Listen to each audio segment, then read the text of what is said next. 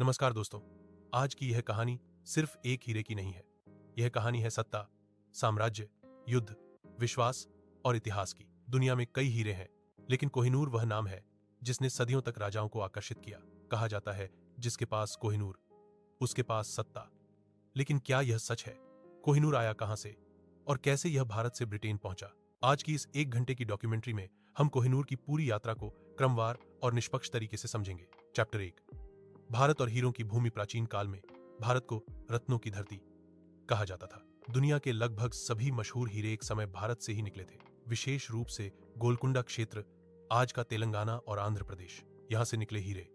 Kohinoor hope diamond दरिया ए नूर कोहिनूर भी यहीं से निकला माना जाता है, हालांकि इसकी सटीक तिथि इतिहास में दर्ज नहीं है। चैप्टर 2, प्राचीन भारत में कोहिनूर। कुछ इतिहासकारों का मानना है कि कोहिनूर का उल्लेख प्राचीन ग्रंथों में समंतक मणि जैसे रत्नों के रूप में मिलता है। हालांकि यह निश्चित नहीं है, लेकिन यह स्पष्ट है कि यह हीरा राजाओं और मंदिरों से जुड़ा रहा। उस समय हीरे को शक्ति का प्रतीक, दैवीय आशीर्वाद और राजकीय वैधता माना जाता था। चैप्टर 3, मुगल साम्राज्य और कोहिनूर। कोहिनूर का पहला स्पष्ट ऐतिहासिक उल्लेख मुगल काल में मिलता है। बाबर और हुमायूं बाबरनामा में एक बड़े हीरे का जिक्र मिलता है, जिसे बाद में कोहिनूर से जोड़ा गया। अकबर के समय में कोहिनूर को राजकोष में सुरक्षित रखा गया। शाहजहां और मयूर सिंहासन। शाहजहां के समय कोहिनूर को मयूर सिंहासन में जड़ा गया। यह वही सिंहासन था जो मुगल वैभव का प्रतीक था। चैप्टर 4, नादिर शाह और भारत पर आक्रमण।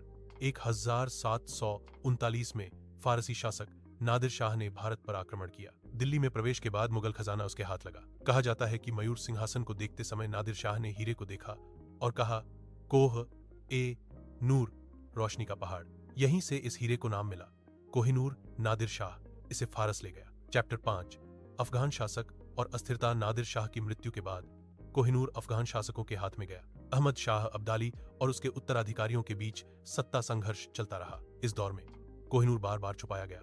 इसे सुरक्षा के लिए स्थान बदले गए। कई शासकों ने इसे बोझ भी माना। चैप्टर 6, महाराजा रणजीत सिंह और सिख साम्राज्य। अफगान शासक शुजा शाह दुर्रानी ने कोहिनूर के बदले महाराजा रणजीत सिंह से शरण मांगी। इस तरह कोहिनूर लाहौर दरबार पहुंचा। महाराजा रणजीत सिंह इसे धार्मिक महत्व देते थे। कहा जाता है कि वे इसे मंदिर में दान करना चाहते थे, लेकिन उनकी मृत्यु के बाद ऐसा नहीं हो सका। Chapter 7, British east India company.